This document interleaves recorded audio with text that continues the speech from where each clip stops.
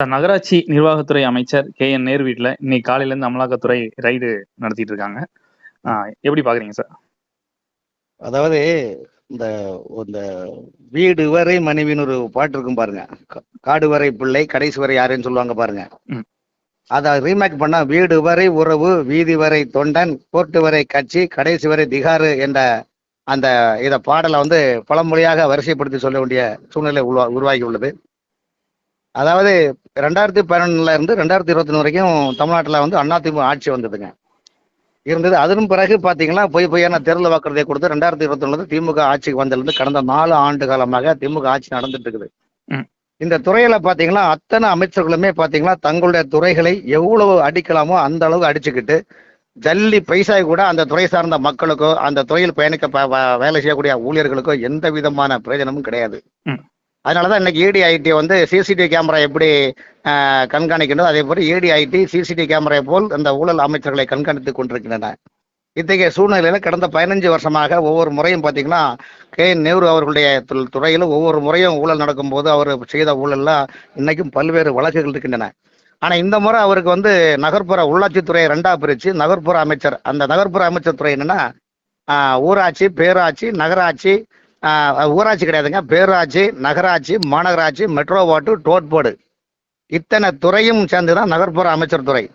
இந்த துறையில என்ன பண்றாங்கன்னா என்ன நடந்திருக்குன்னா இவ்வளவு ஊழல்களும் இவ்வளவு EDIT வர காரணம்னா அவர் இடையில என்ன சொல்றாங்கன்னா இந்த கே.என்.நேருடைய தம்பியான TVH நிறுவனம் நடத்தக்கூடிய ரவி அவர்களுடைய நடத்தக்கூடிய கம்பெனில வங்கி மூலமாக நிறைய பரிவர்த்தனைகள் நடந்திருக்கு சட்டத்துக்கு புறம்பாக.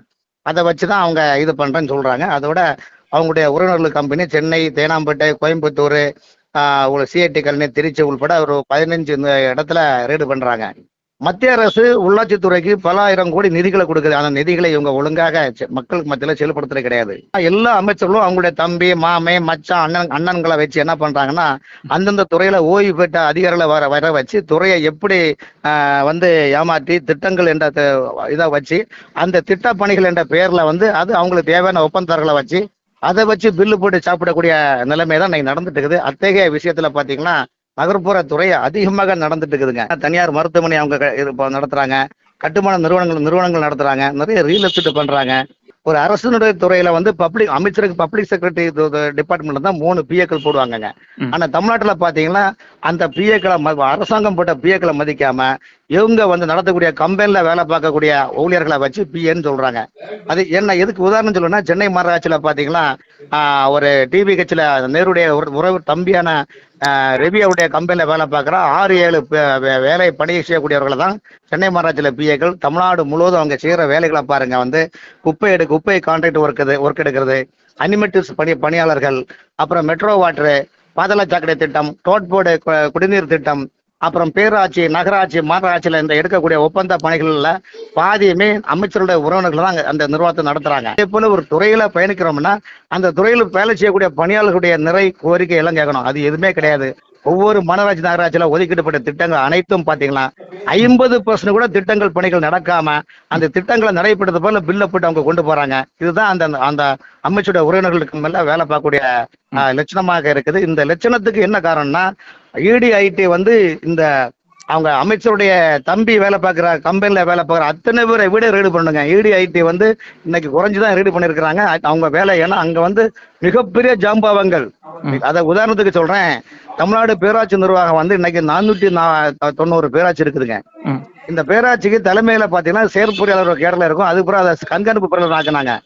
இப்ப பாத்தீங்கன்னா கண்காணிப்பு பொறியாளர் என்ற பதவியே இல்லாம தலைமை பொறியாளர் பதவியை உருவாக்கி அப்ப எவ்வளவு மோசமான ஒரு நிர்வாகம் நடக்குது பாருங்க. வந்து இதுல என்ன பண்றாங்கன்னா சார், இதுல எப்படி சம்பாதிக்கிறாங்கன்னா டிரான்ஸ்ஃபர்ல காசு, அப்பாயின்மெண்ட்ல காசு, குப்பையில காசு, குப்பை எடுக்கல காசு சார், மக்களுக்கு தெரியாத மேட்ரு, குப்பையில காசு, அனைத்து டெண்டர் பணிகளையும் பார்ட்டி ஃபண்ட்னு வாங்குறாங்க. இதுக்கு அவருடைய நேரு அமைச்சருக்கு மகன் வீடு, மகள் வீட ரெய்டு பண்ணிருக்கிறாங்க.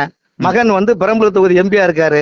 அந்த MPக்கு மகடம் சூட்டதுக்காக பெரம்பலூர் தொகுதியில 96,000 மக்கள் தொகை கொண்ட 46,000 வாக்காளர்கள் கொண்ட அந்த பெரம்பலூர் நகராட்சி அன்னை மாநகராட்சி அறிவிச்சிருக்காங்கன்னா யாருக்காக பண்றாங்க சொல்லுங்க? இந்த அளவுக்கு மோசமான நிர்வாகம் தமிழக வரலாற்றிலேயே உள்ளாட்சித்துறையில இந்த அளவுக்கு ஊழல் நடந்ததும் கரை புரண்டு ஓரண வரலாறே கிடையாது சார். வந்து அவங்க மக்களுக்கு எந்த சேவையும் இல்லை. இதுல இருந்து தப்பிக்கிறதுக்காக தான் பிஜேபி மேல ஏதாவது பழைய கொண்டு போடுறீங்க. சமீப காலமா பாருங்க, எது நடந்தாலும் ஏதாவது மக்கள் சந்தேகப்படாம பிஜேபி அங்கே கேளுங்க எங்கே கேளுங்கன்னு சொல்லி திசையை திருப்பிட்டு இருக்கிறாங்க. ஆக நகர்ப்புற அமைச்சர் இல்லங்களில் அவருடைய தம்பியுடைய உறவினர்கள் நடத்துற இது மாதிரி அவங்க நகர்ப்புற அமைச்சர் அவருடைய தம்பி கம்பெனி வேலை செய்யக்கூடிய அனைத்து பணியாளர்களுடைய வீடு ரைடு பண்ணணும். ஏன்னா பணத்தை எல்லாம் எங்கெங்க பதிவு வச்சாங்கன்னு தெரியுங்க. அதாவது கோயம்புத்தூர்ல ஒரு ஆபீஸ் போட்டிருக்காங்க, சேலத்துல ஒரு ஆபீஸ் போட்டிருக்காங்க, திருநெல்லூர் ஆபீஸ் போட்டிருக்காங்க, சென்னையில 6-7 இடத்துல ஒரு 10 இடத்துல ஆபீஸ் நடத்துறாங்க சார். வந்து ஒரு சின்ன உதாரணம் சொல்றேன். சென்னை மாநகராட்சியில இன்னைக்கு மழைநீர் கால்வாய், கட்டிட பிளானிங் அப்ரோடு, திடக்கழி மேலாண்மை, குப்பை சால்ட் வேஸ்ட் மேனேஜ்மெண்ட், குப்பை டெண்டர் ஒர்க், அதே போல வந்து பாத்தீங்கன்னா பிஆர்ஆர் பஸ் ரூட்னு சொல்லுவாங்க பாருங்க. இதெல்லாம் நீங்க ஆய்வு பண்ணீங்களா ஆண்டவனுக்கே பொறுக்காது சார். வந்து அதனாலதான் இன்னைக்கு ஒரு உதாரணத்துக்கு பாஜகவை கண்டு மட்டும்தான் தமிழக இந்த ஆட்சியில பயப்படுறாங்கன்னா, அவங்க பிஜேபி மட்டும்தான் தமிழ்நாட்டு மக்களுக்காக போராடுகின்றது, குற்றங்களை தட்டு கேட்கின்றது. இத்தகைய சூழ்நிலையில் வந்து இன்னைக்கு வந்து பயணிச்சுட்டு இருக்கிறாங்க தமிழ்நாட்டு மக்கள். ஏன்னா சமீப காலத்தில் ஒரு முறை நம்முடைய அறிஞர் தமிழறிமணியம் கூட சொன்னாரு, கலைஞர் இருக்கிற காலத்துல நேரு அவர்களை கூப்பிட்டு, என்னையா மலைக்கோட்டை கோயிலை தவிர்த்து எல்லாமே வாங்கிட்டியாமேன்னு செவி வழி செய்தின்னு அவர் சொன்னாரு. அதையும் இந்த நேரத்துல நான் மென்ஷன் பண்றேன்.